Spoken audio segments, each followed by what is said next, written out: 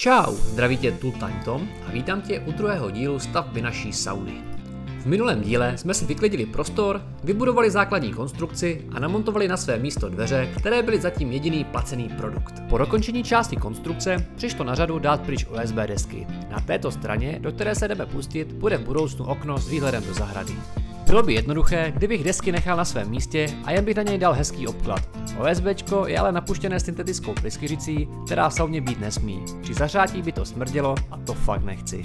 Na této straně jsou navíc dvě původní zásuvky. Ty v sauně kvůli teplotě být také nesmí. Zásuvky jsem tedy zrušil a kabely schoval do zdi.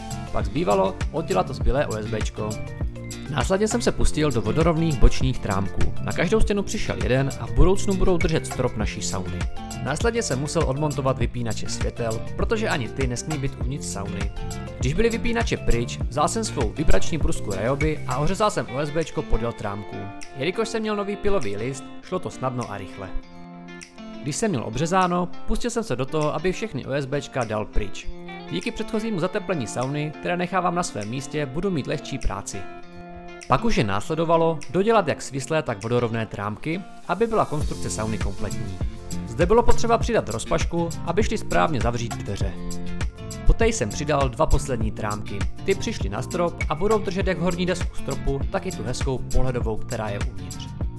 No a sláva, konstrukce je hotová a já z ní mám fakt velkou radost. Na závěr tohoto videa jsem vzal staré OSBčko a vytvořil jsem z něj zpátky stěnu, která bude uvnitř garáže. Zde to není na krásu, do stěny v budoucnu určitě dáme zase nějaké držáky a poličky, abychom garáž mohli využívat naplno jako dřív.